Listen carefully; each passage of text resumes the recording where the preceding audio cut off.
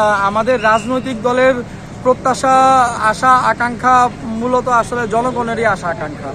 জনগণ যে আশা আকাঙ্ক্ষা, যে স্বপ্নের মধ্য দিয়ে যে স্বপ্নকে সামনে রেখে আসলে এই গণঅভ্যুত্থানটা ঘটিয়েছিল, সেই জনগণের আকাঙ্ক্ষাই আসলে আমাদের আকাঙ্ক্ষা। আমরা একটি সাম্য, সামাজিক ন্যায় বিচার এবং মানবিক মর্যাদার ভিত্তিতে একটি নতুন রাষ্ট্র, একটি বাংলাদেশ গড়তে চাই এবং সেই লক্ষ্যেই আমরা আমাদের রাজনৈতিক কর্মসূচিগুলো এটা আগামী দিনে ঠিক করব। যেমন আপনারা জানেন যে আমরা 2 লক্ষাধিক মানুষের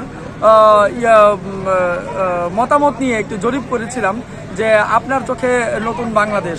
তো এই 2 লক্ষাধিক মানুষের মতামতের ভিত্তিতেও তো আমাদের অনেক কিছু উঠে আসছে যে তারা আসলে দেশটাকে কিভাবে দেখতে চায়। তারা একটি দুর্নীতিমুক্ত দেশ চায়, তারা একটি ন্যায় বিচার চায়, হ্যাঁ, তারা সকল জায়গায় সাম্য, সামাজিক ন্যায় বিচার চায়। তো আমরা একটি অভ্যন্তরীণ পরাধীনতা মুক্ত একটি নতুন বাংলাদেশ গড়ার লক্ষ্যে জনগণের যে প্রত্যাশা, সেই প্রত্যাশার প্রতিনিধিত্ব করব। গণঅভ্যুত্থানে আমাদের যে ভাইয়েরা শহীদ হয়েছে, সেই ভাইদের যে হত্যা করেছে খুনি হাসিনা ও তার দোসর, আমরা তাদের বিচার নিশ্চিত করতে চাই।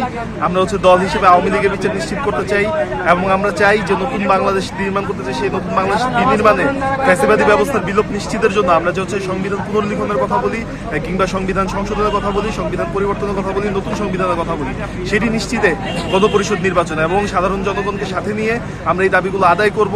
এবং আজকে জাতীয় সংসদ ভবনের এইখান থেকে আমরা ঘোষণা দিতে চাই, এই জাতীয় সংসদ ভবনে স্বাধীনতা পরবর্তী সময়ে যত আইন তৈরি হয়েছে, সংবিধানকে যতবার সংশোধন করা হয়েছে, তার প্রত্যেকটি আইন তৈরি হয়েছে সাধারণ মানুষকে নিপীড়ন করার জন্য।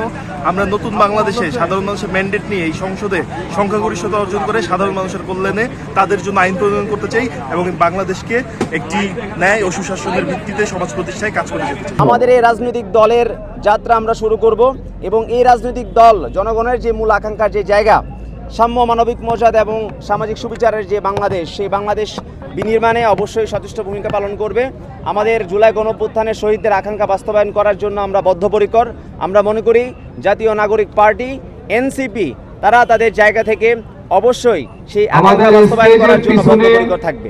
কিভাবে আত্মদান করতে হয় বিশ্ববাসী আপনারা 2024 দেখেছেন, সেই তরুণরা কিন্তু আত্মদান করে বাংলাদেশের নতুন অভ্যুদয়ের সূচনা করেছে।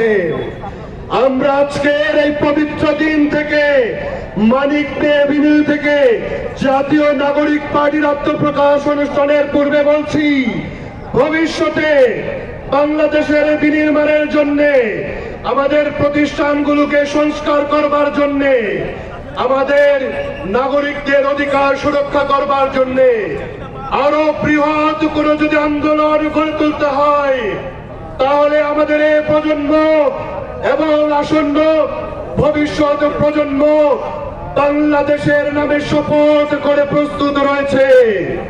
ইনকিলাব জিন্দাবাদ।